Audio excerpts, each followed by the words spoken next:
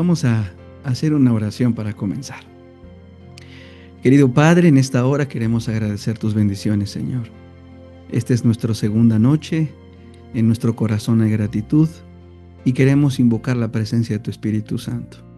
Queremos agradecerte, Señor, por quienes estamos dispuestos por escuchar tu palabra y que, Señor, al abrirla podamos recibir consejos.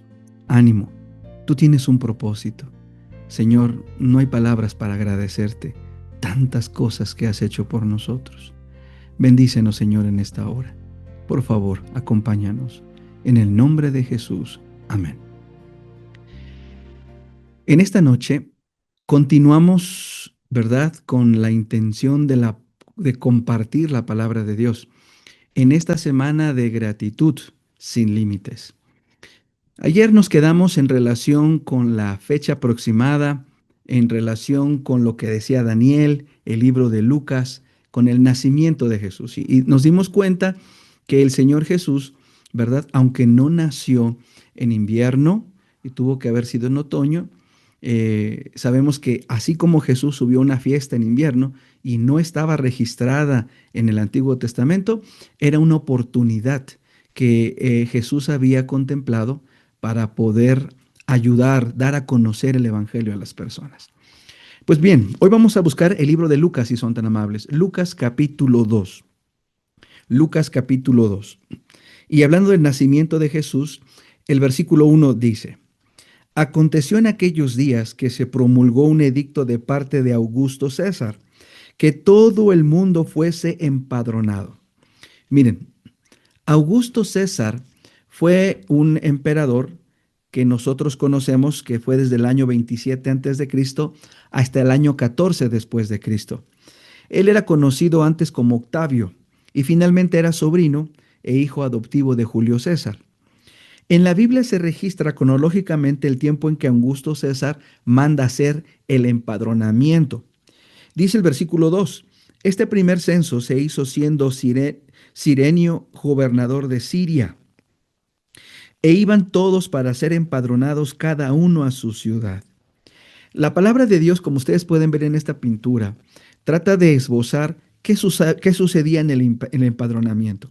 Miren, era un censo, de acuerdo a lo que dice la palabra de Dios, era un censo donde se registraban las propiedades de los ciudadanos, como también para el pago de impuestos. De acuerdo a la palabra de Dios y a la ley, es que el empadronamiento no era necesario que viajaran a la ciudad de origen. Esta es una excepción, porque en la ciudad donde ellos vivían tenían que registrar sus propiedades, tenían que pagar sus impuestos y dar evidencia de quiénes eran sus familiares. Pero esta era una excepción muy interesante, porque dice la palabra de Dios en el versículo 4, y José subió de Galilea, de la ciudad de Nazaret, a Judea, a la ciudad de David, que se llamaba Belén, por cuanto era la casa y familia de David, para ser empadronado con María su mujer, desposada con él, la cual estaba embarazada. Vamos a poner aquí ciertas cosas. En el tiempo en que nos encontramos, la palabra de Dios nos dice que también las mujeres no era común que fueran a empadronarse. No, ella no fuera necesario. Pero nosotros entendemos aquí que algo sucede, que es probable que el Espíritu de Dios haya de alguna manera dado a conocer a José que debiese llevar a María. También se encontraba en una situación de embarazo, no podía dejarla nada más así. Sin embargo, vayan conmigo por favor a la Biblia en el libro de Miqueas. En el libro de Miqueas, en el capítulo 5, Miqueas capítulo 5, versículo 2. Dice la palabra de Dios: Pero tú, Belén Efrata, pequeña para estar entre las familias de Judá, de ti me saldrá el que será Señor en Israel, y sus salidas son desde el principio, desde los días de la eternidad. Entonces, la palabra de Dios dice que aun cuando la Biblia ya había dicho que nacería en Belén el Mesías, no sabemos si ellos habían conocido de esta escritura o fueron solo por la influencia del Espíritu de Dios para ir. Ahora, algo interesante aquí. En la Biblia encontramos que tenían que ir a Belén. Recuerden que el esposo era el que debía registrarse y vemos algunas excepciones en la Biblia, pero esta es una de ellas. Vayamos a Lucas, ahí mismo, en el capítulo 1, en el versículo 27. Dice la palabra de Dios: Dice que, bueno, el 26 dice, al sexto mes el ángel Gabriel fue enviado por Dios a una ciudad de Galilea llamada Nazaret, a una virgen desposada con un varón que se llamaba José de la casa de David, y el nombre de la virgen era María. Lo que está diciendo la palabra de Dios es que María queda engendrada por obra del Espíritu Santo. Y la misma Biblia nos da la idea de que Jesús nacería en Belén no por el caso de José, porque José no es el padre biológico, pero sí María. Por eso dice que María era de Belén, de Efrata, era del linaje de María. Y por eso se le conoce como la ciudad de David. Vayan conmigo, por favor, al primer libro de Samuel. Primer libro de Samuel en el capítulo 17. La escritura nos anuncia en primero de Samuel 17:12. Y David era hijo de aquel hombre efrateo de Belén de Judá, cuyo nombre era Isaí, el cual tenía 8 hijos. La Biblia menciona que David entonces nació en Belén y de alguna manera era el ciudadano distinguido. Por eso se le conoce a Belén como la ciudad de David. Entonces, hallamos aquí algo muy interesante, que el camino desde Nazaret hasta Belén son aproximadamente 120 kilómetros. No es fácil de caminar eso, mucho menos con una mujer embarazada. Del camino de Jerusalén a Belén son más o menos unos 10 kilómetros aproximadamente. Y encontramos entonces que ellos se dirigen hacia ese lugar porque tendrían que llevar el censo. Ahora, aquí sucede algo interesante. Miren, aquí podemos ver el mapa.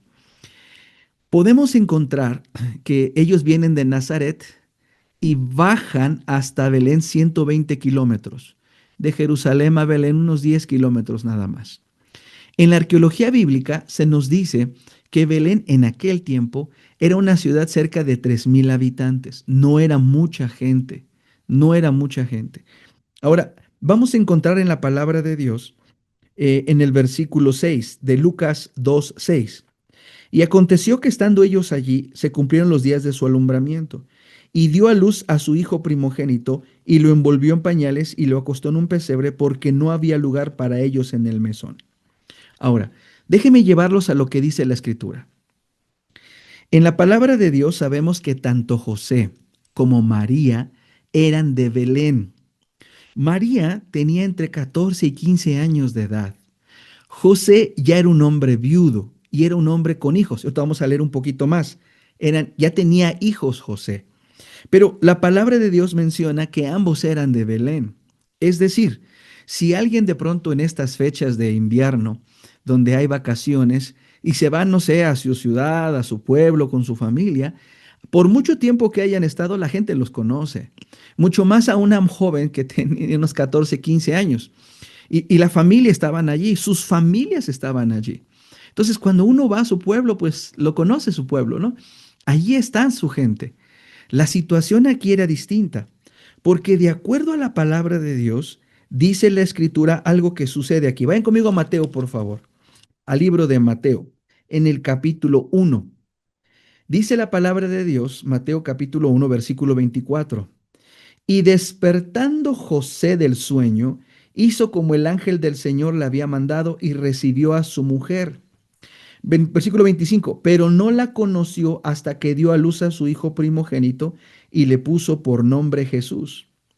La Biblia nos dice entonces que José se casa con María después de que el ángel le dice que debiese desposarse con ella. Pero algo sucede. Volvamos a Lucas, por favor. Recuerden que el día de ayer nosotros hablamos un poquito de tiempo. Dice la escritura en Lucas en el capítulo 1. Encontramos en el versículo 26, al sexto mes del embarazo de Elizabeth, como lo vimos ayer, dice, el ángel Gabriel fue enviado por Dios a una ciudad de Galilea llamada Nazaret, a una virgen desposada con un varón que se llamaba José de la casa de David, y el nombre de la virgen era María. Le iba a anunciar que sería madre del Mesías. Pero aquí la situación es que nosotros entendemos, hermanos, que al sexto mes del embarazo de Elizabeth, María se va con ella. Miren lo que dice la escritura, por favor. Dice el versículo 56 de Lucas 1. Y quedó María con ella como 3 meses y después se volvió a su casa.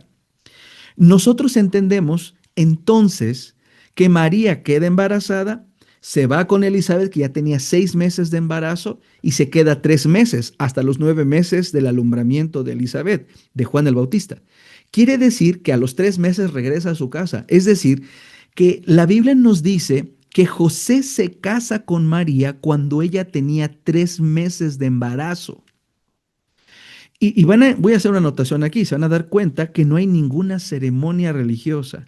En otro momento hablaremos sobre esto, pero la Biblia dice aquí que en esta situación eh, todo mundo, de acuerdo a la palabra, sabían que el hecho de tener una relación sexual sin haberse casado era quebrantar uno de los mandamientos de Dios.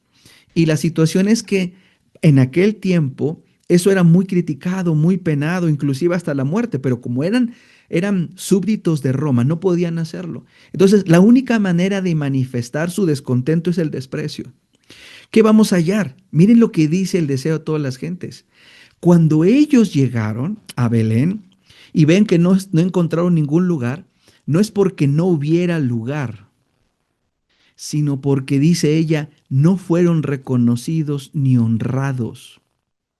Es decir, José y María llegaron a Belén y dijeron, no, no, no, no los reciban porque estos hicieron mal, porque el hijo de ella no es de José.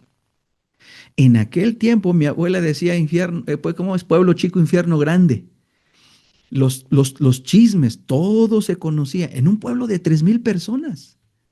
Entonces, la razón, de acuerdo a la Biblia y al deseo de todas las gentes, no es que no hubiera lugar, es que no los quisieron recibir. No sé cuántas personas a veces pasan lo mismo que en el nacimiento de Jesús, donde la gente no les quiere recibir, donde las personas desprecian, probablemente también la palabra de Dios. Y encontramos entonces en las Escrituras que lo que hay es que desprecian a María y a José, no les permiten estar. Y entonces ellos tienen la necesidad de buscar otro lugar. Vayan conmigo a Lucas, por favor, en el capítulo 2. Dice la palabra de Dios en el versículo 7 que lo envolvió en un pañal y lo acostó en un pesebre. En un pesebre. Antes de ir avanzando por eso, quiero reafirmar la verdad en relación con José. Vayan conmigo, por favor, al libro de Mateo. Mateo capítulo 1, por favor. Vamos a Mateo. En el capítulo 21, versículo 25. Reafirmamos que dice la Biblia, pero no la conoció hasta que dio a luz a su hijo primogénito. Es decir, ella era virgen, no habían tenido ninguna relación. Pero vamos a San Juan ahora, por favor. El hecho es que él ya tenía hijos. Vamos a San Juan, capítulo 19, si son tan amables. Juan, capítulo 19, y vamos a leer el versículo 26. Dice, cuando vio Jesús a su madre, Juan 19:26, cuando Jesús vio a su madre y al discípulo a quien él amaba, que estaba presente, dijo a su madre, mujer, he ahí tu hijo. El texto nos indica que también es probable o es seguro que María, como fue encargada a Juan, tampoco tuvo hijos después del nacimiento de Jesús. Aunque José la conoció, el término es que tuvieron una relación marital, pero no tuvo hijos, de acuerdo a la escritura. Y sin embargo, nosotros entendemos, ¿verdad?, que en este caso José sí los tenía. José sí tenía familia. Ahora, vamos a regresar un poco en este sentido. Eh, Vamos a Lucas, si son tan amables. A Lucas, por favor. La Biblia dice que él nace en un pesebre. Y vamos a encontrar en la Biblia realmente qué es un pesebre. Miren, en la arqueología bíblica, este es el dibujo de un pesebre de verdad. No es de madera, con heno, con los animalitos, no. Un pesebre es así. Este era. Los pesebres regularmente eran hechos de piedra, eran grabados, calados en piedra. Y podemos hallarlos en hecho. Para ello dice que ellos no encuentran lugar y el único lugar era un pesebre. ¿Qué es un pesebre? Vayan conmigo, por favor, al libro de Lucas, capítulo 13 ahora. Lucas, capítulo 13. El pesebre era un cajón que contenía el forraje para los animales. Como ya vimos, se han encontrado algunos de piedra en las caballerizas de Salomón. Lucas 13:15 dice la escritura. Entonces el Señor le respondió y dijo, hipócrita, cada uno de vosotros no desata en el día de reposo su buey o su asno del pesebre y lo lleva a beber. El pesebre eran lugares donde no solo los ganaderos, los pastores, sino también los animales sabían dónde se encontraba el alimento. Probablemente eran en rocas donde se hacían los animales comían. Y la situación es que las ovejas y la mayoría de los animales que comen pasto o que comen este follaje, lo que hacen es que comen e inmediatamente excretan, defecan todo lo que comen. Imagínense, el lugar donde Jesús nació era un lugar así, lleno de excremento de animales. Vayan conmigo a Isaías si son tan amables. Vamos ahora a Isaías en el capítulo 1, que también habla o describe en relación con el pesebre. En el libro de Isaías, en el capítulo 1, en el versículo 3, dice así la escritura, Isaías 1:3. El buey conoce a su dueño y el asno el pesebre de su señor. Israel no entiende, mi pueblo no tiene conocimiento. Entonces, era un lugar donde los animales se ubicaban, donde la gente tenía. Entonces, no era un lugar lindo, pues, no era un lugar apto para que naciera el Salvador de la humanidad. Hay una tradición de Justino Mártir en el 148 después de Cristo que insinúa el nacimiento en una gruta. Es decir, es probable que el pesebre no haya sido de madera, sino en una gruta, en una piedra, empotrado allí, una cuevita donde Jesús probablemente nació. De hecho, Elena de White dice que nació en un tosco edificio, en un lugar tosco, muy complicado para entender. Ahora, la Biblia también dice que fue envuelto en pañales. Vayan conmigo, por favor, al libro de Ezequiel, si son tan amables. Ezequiel capítulo 16. ¿Cómo era la situación cuando se envolvían en pañales? Muy distinto a lo que nosotros vemos ahora. Ezequiel en el capítulo 16, en el versículo 4, dice la escritura, y en cuanto a tu nacimiento, el día que naciste no fue cortado tu ombligo, no fuiste lavada con agua para limpiarte, ni salada con sal, ni fuiste envuelta con fajas. Lo que dice la escritura es que en aquel tiempo, cuando un bebé nacía, los niños hebreos recién nacidos eran lavados con agua y frotados con sal y luego eran envueltos o fajados fuertemente. Esa era la tradición. De hecho, hace unos años atrás, en México esa era la costumbre. A la mujer cuando daba luz le daban un baño de ciertas hierbas, la apretaban muy bien, al bebé lo fajaban muy bien y lo lavaban muy bien. Entonces, encontramos que esta situación viene desde ejemplos bíblicos. Miren, este es un caso de una casa donde en aquel entonces tenían dos pisos. En la parte superior vivían las personas y en la parte inferior habitaban los animales. Es probable también que pueda ser en alguna situación un lugar donde siempre estaban los animales muy malo, muy malo, muy malo, muy malo. La situación aquí, hermanos, es que eh, no podemos pensar que en un lugar de 3,000 personas no hubiese alguien que los conociera. Sí, sí los conocían. El problema era que no los querían recibir.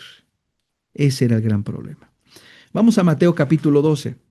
Miren, de hecho, vamos a encontrar en Mateo capítulo 12 que Jesús cargó toda su vida con esa acusación.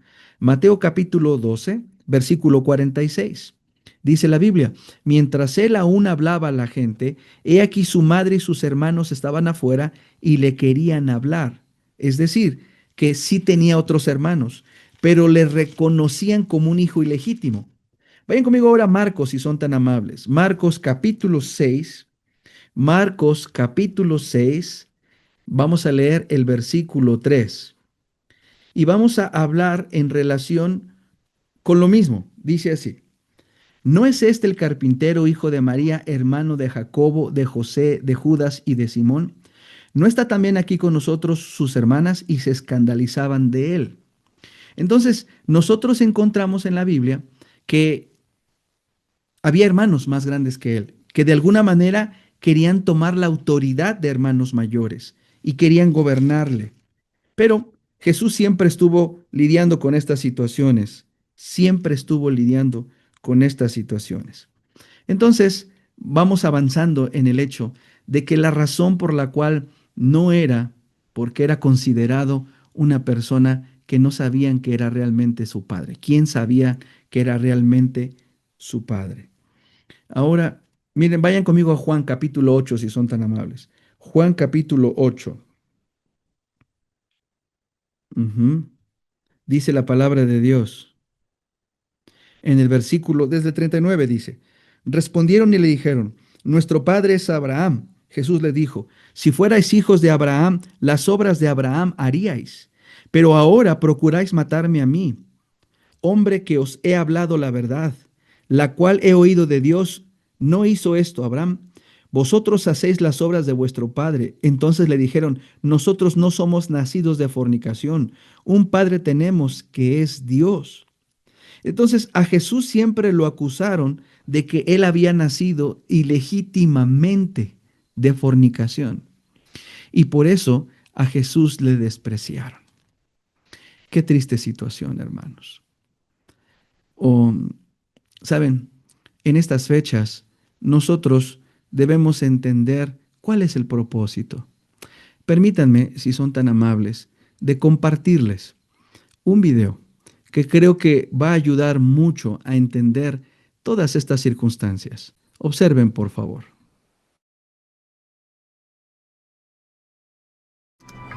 Oye, Cintia, como que hemos tenido una mala racha las dos. O sea, a ti por la universidad y a mí porque no sé qué le pasa a Ricardo, que últimamente se está alejando más y más de mí. Yo creo que es porque ha debido conocer a alguna más linda y más flaca que yo. ¿Qué haces? ¿Que no me estás poniendo atención? Ay, amiga, perdóname, de verdad que estoy muy distraída. Desinteresada en lo que yo te estoy diciendo. Más yo y tu amiga, tu mejor amiga, estoy aquí contigo y ¿qué haces? ¿Con quién estás platicando? Ay, perdóname, Liz. Es que conocí una muchacha muy interesante en el internet. De verdad que algunas veces me entro en su muro solamente para leer las palabras de aliento que escribe. Te muestro. A ver.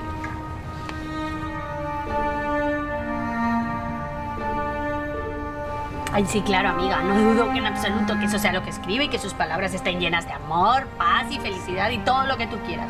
Lo único que quisiera que entendieras es que las personas como ella se les hace muy fácil hablar de esperanza y de fe y de días soleados con arcoíris, simplemente porque no conocen otra cosa. Pero dale solo un día con todos nuestros problemas y verás cómo tocan al son de otra canción. Bueno, es más, vi que Rayito de Sol vive aquí. Que no la invitamos al parque y pasado mañana con nosotros y así la conocemos mucho más de cerca. ¿Sabes qué, Lizzy? La voy a invitar, pero solamente para probar mi punto, para que te des cuenta que estás equivocada. Vas a ver, la voy a invitar. Bien, pues lo vamos a ver entonces. Vamos a verlo.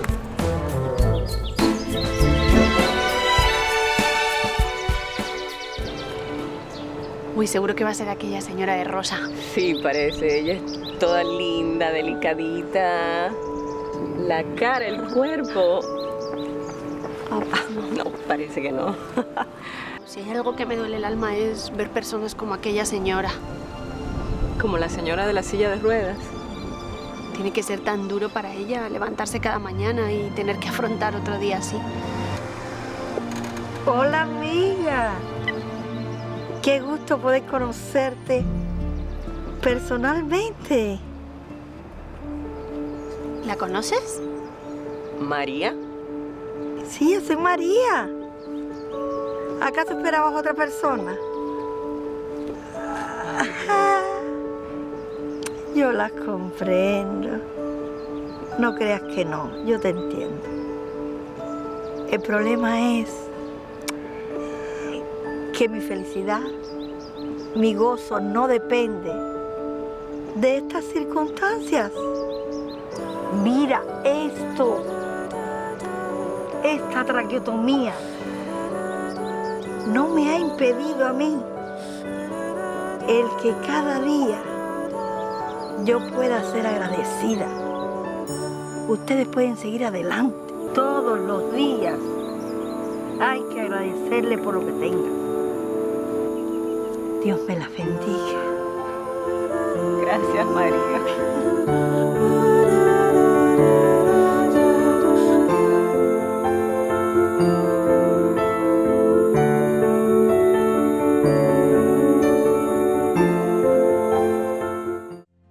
¿Cómo es posible que una persona en una situación como tal pueda agradecerle a Dios? Dice ella, ustedes tienen todo, vivan agradecidos. Jesús fue el mejor ejemplo. Fue despreciado mucho antes de nacer.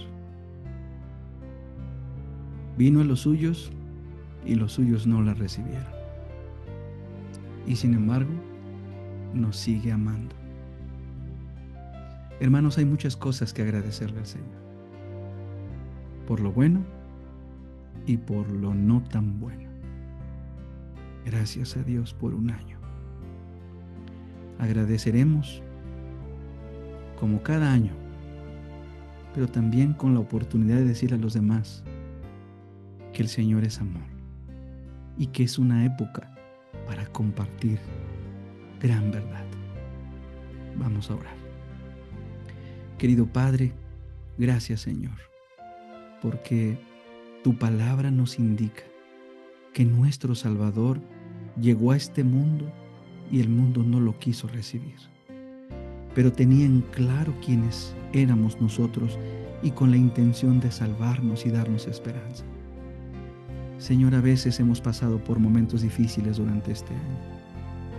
Pero sabemos, Padre, que a pesar de estas situaciones, nos permite ser probados, seguir confiando en ti, tener una actitud distinta, enfrentar los problemas de una manera completamente diferente. Gracias, Señor, por los momentos difíciles que pasamos este año. Y, Señor, queremos rogarte que nos sigas fortaleciendo por los desafíos que enfrentaremos. Pero hoy queremos darte gracias, porque hasta aquí nos has ayudado. Que tengamos a bien compartir tu palabra a alguien más y decirle al mundo que vienes en gloria y majestad. Gracias, Señor. Gracias por la familia. Gracias por nuestros hermanos. Gracias, Señor. Muchas gracias. Oramos en el nombre de Jesús.